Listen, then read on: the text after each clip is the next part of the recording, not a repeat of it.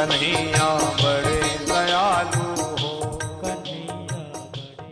राधे राधे। श्रद्धेय श्री पुष्कर कृष्ण जी महाराज सुखताल धाम की latest video देखने के लिए हमारे YouTube चैनल श्री पुष्कर कृष्ण जी को सब्सक्राइब करें एवं बेल आइकॉन दबाना न भूलें। जय श्री राधे, जय श्री श्याम। सभी हरि भक्तों को राधे राधे। पिछली वीडियो में प्यारे भक्तों आप सबने भगवान के चौथे अवतार नर नारायण के रूप में सुंदर कथा भगवान की चर्चा श्रवण की, सुनी, देखी। आप सबका अपार स्नेह प्रेम मिला और आज की इस वीडियो में आप हम सब चर्चा करेंगे भगवान के पांचवें अवतार कपिल मुनि जी के। बोलिए कपिल मुनि भगवान की जय। कपिल मुनि भगवान जो अपने आप में बड़े ही प्यारे हैं और भगवान नारायण के पांचवें अवतार के रूप में कपिल मुनि जी हैं।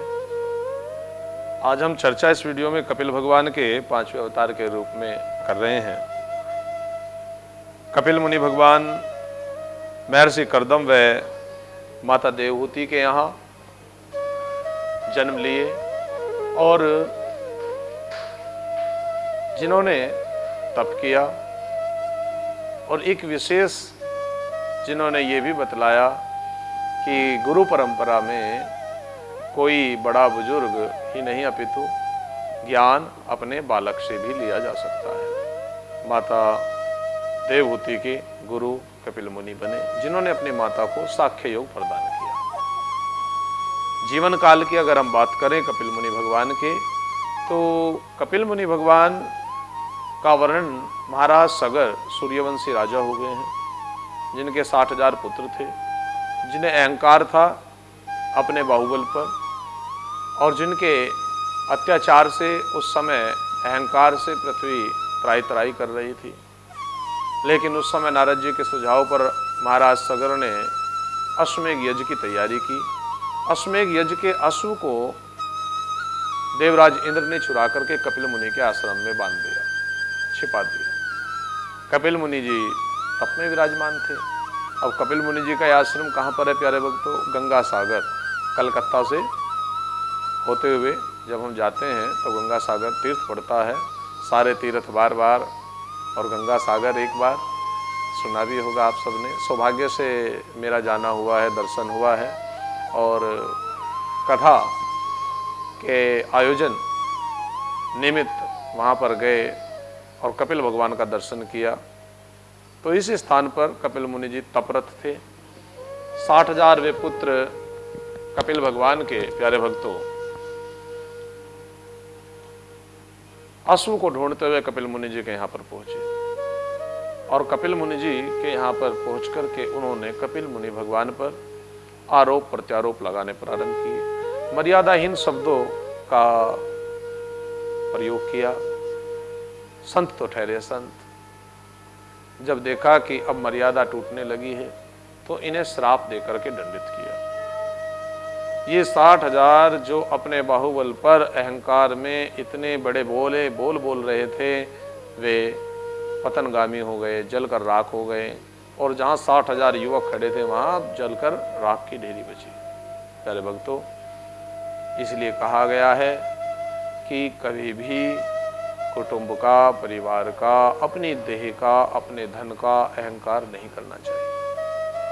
महाराज सगर ने एक छत्र राज्य की स्थापना की थी। उनके 60,000 पुत्र थे, लेकिन बाहुबल्य पर इतना अहंकार था कि संत की दिव्यता को ना समझ सके। कई बार हम जो सामने देखते हैं वो सत्य नहीं होता। इन्होंने पाया कि कपिल मुनि जी के आश्रम में अश्व बंधा हुआ है और इन्हें लगा कि कपिल मुनि जी ने इस अश्व को चुराया है और इस अश्व की चोरी के आरोप में इन्होंने कपिल मुनि जी के वेश की भी गरिमा को नहीं रखा और उन्हें इतना सब कह दिया। परिणाम श्राप मिला और अग्नि में जलकर भस्म हो गए। जाति न पूछो साधु की, पूछ लीजिए ज्ञान। साधु संतों को, गुरुजनों को, ब्राह्मणों को कभी भी अपने मुख से अनुचित कुछ कहना नहीं चाहिए। ये सभी सम्मान के योग्य हैं और धर्म भी यही कहता है, जैसा हम अपने साथ चाहते हैं वैसा ही हम दूसरों के साथ भी करें। इसे ही धर्म कहा गया है। कपिल भगवान की यहाँ पर चर्चा हो रही है। माता को साख्य योग प्रदान करने के उपरांत गंगा सागर तीर्थ में, वर्तमान जिसका नाम गंगा सागर तीर्थ है, इस तीर्थ में कपिल भगवान तपरत हो गए और यहीं पर सगर के पुत्रों का संहार इनके द्वारा हुआ। नारद जी के द्वारा सूचना मिली सगर महाराज को, तो आए, माफीनामा मांगा, क्षमा मांगी। संत हृदय नवनीत समाना, संतों का हृदय कोमल है, क्षमा किया और महाराज सगर को कहा कि मैं इन्हें दिया हुआ श्राप तो वापस नहीं ले सकता, लेकिन इनका उद्धार करने के लिए आप ब्रह्मा जी से गंगा को मांग लो। माँ गंगा का अवतरण हो तो जाकर के आपके पुत्रों का उद्धार हो। तो गंगा जो आज हम सब के बीच बह रही है, इसमें भी एक विशेष भूमिका भगवान कपिल की रही है। यद्यपि 5वां अवतार है भगवान नारायण के और हरि चरणों से निकली माँ गंगे प्यारी, शायद इसीलिए ये पंक्ति यहाँ पर सुशोभित हो रही है कि हरि के चरणों से तो निकली है, लेकिन सगर जी को ये प्रेरणा कहाँ से मिली? कपिल भगवान से मिली। कपिल भगवान भगवान नारायण का ही एक अवतार है, 5वां अवतार है। 4 अवतारों की कथा चर्चा आप सबने पिछली वीडियो में सुनी। यहाँ पर 5वीं अवतार कपिल भगवान की चर्चा हम कर रहे हैं। तो कपिल भगवान ने गंगा अवतरण के लिए कहा। ब्रह्मा जी का तप सगर ने किया। सगर के बाद इनकी 4 पीढ़ियाँ असमंजस, दिलीप आदि और भगीरथ तप करते हुए अपने जीवन को व्यतीत किए। तब जाकर के 5वीं पीढ़ी में भगीरथ जी महाराज आए और भगीरथ जी को ब्रह्मा जी से वरदान मिला, लेकिन गंगा का वेग अधिक था, तो फिर इन्होंने महादेव का तप किया। महादेव ने इस वेग को अपनी जटाओं में धारण किया और तब शिव गंगाधर कहलाए। और इन्हीं भगवान गंगाधर की जटाओं से बहने वाली पवित्र पावनी माँ गंगा उत्तर की पर्वतमालाओं से निकली है और पूरे उत्तर भारत को पवित्र करते हुए, पूरे देश को पवित्र करते हुए, हम सब का कल्याण करते हुए यही अमृतमयी माँ गंगा का जलधारा हरिद्वार, ऋषिकेश, सुखताल, आगे हस्तिनापुर, कानपुर, बैराज और यही फिर कलकत्ता तक जाकर के हुगली के नाम से प्रसिद्ध हो जाता है। और उसके उपरांत हुगली रूपी गंगा की यात्रा गंगा सागर में जाकर के विराम लेती है। तो मानो पूरे विश्व के लिए कपिल मुनि जी ने श्राप दिया था और हम सब का उद्धार हो गया। उत्तर से लेकर दक्षिण तक प्यारे भक्तों, जितने भी हम सनातन धर्म को मानने वाले लोग हैं, माँ गंगा में अपने पूर्वजों का अंत्येष्टि के उपरांत फूल विसर्जन करते हैं, जो विशेष मुक्ति का अभिप्राय माना जाता है। क्योंकि 5 तत्व जो हमें प्राप्त हुए हैं इस देह में, अग्नि अग्नि में, जल जल में, वायु वायु में, धुआं बनकर और पृथ्वी और आकाश, तो इस प्रकार हम जल तत्व में उन पुष्पों को, उन फूलों को, अस्थियों विसर्जन को करके मुक्ति प्रदान करते हैं। यहाँ पर मैं कपिल मुनि जी के इस अवतार में ये भी कहूँगा कि गंगा को सुरक्षित रखें, साफ रखें, स्वच्छ रखें। गंगा इतनी भी सरल नहीं कि एक बार खोदोगे तो दोबारा मिल जाएगी। ना वे 60,000 बलिदान हैं सगर के पुत्रों की, ना ही कपिल मुनि जी की भांति तपस्या करने वाले वे श्रेष्ठ लोग हैं। वे अवतरित ऋषि मुनि हैं और ना ही वे भगीरथ जैसे तपस्या करने वाले साधक हैं, जिनके नाम से भागीरथी माँ गंगा आज भी हम सबके बीच उपस्थित है। तो माँ गंगा उत्तर से निकली, पूरे भारत भूमि का भ्रमण करती हुई कपिल मुनि जी के आश्रम गंगा सागर पहुंची। जहाँ सागर में गंगा मिले, गंगा मिले सागर में, उसे ही गंगा सागर कहा गया है। और गंगा सागर तीर्थ में भगवान कपिल मुनि जी का आश्रम है, मंदिर है। प्राय भक्त जाते हैं दर्शन करने, बड़ा सुंदर मेला लगता है और हम आप सभी दर्शन भी करते हैं।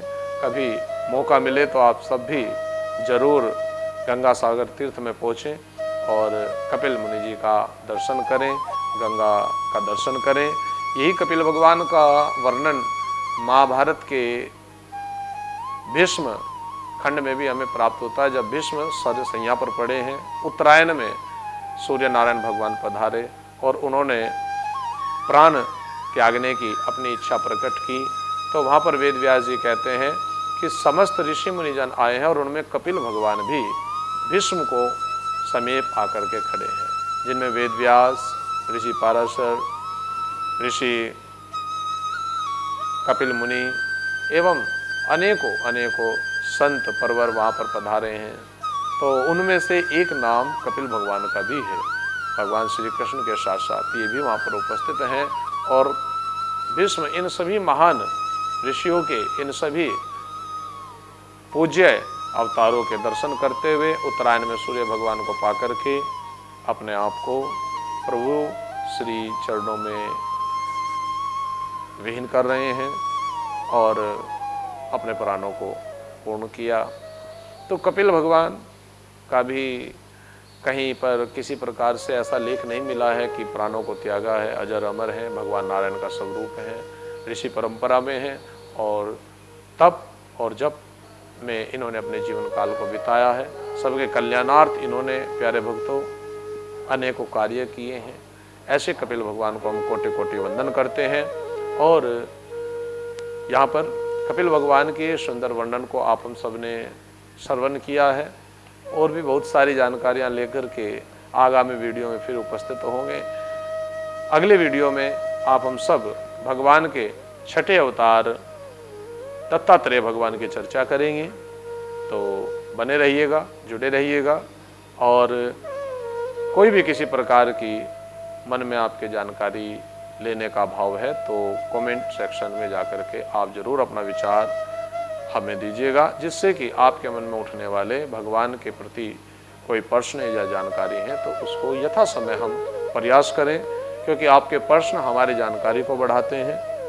आप पूछेंगे तो हम भी ग्रंथों का अवलोकन करके आप तक उस जानकारी को पहुंचाने का एक प्रयास करेंगे। इसी के साथ अगले वीडियो में दत्तात्रेय भगवान के प्रसंग को लेकर के फिर आप सबसे रूबरू होंगे। तब तक के लिए सभी को जय श्री राधे, जय श्री श्याम। राधे राधे। श्रद्धेय श्री पुष्कर कृष्ण जी महाराज सुकताल धाम की लेटेस्ट वीडियो देखने के लिए हमारे YouTube चैनल श्री पुष्कर कृष्ण जी को सब्सक्राइब करें एवं बेल आइकॉन दबाना न भूलें।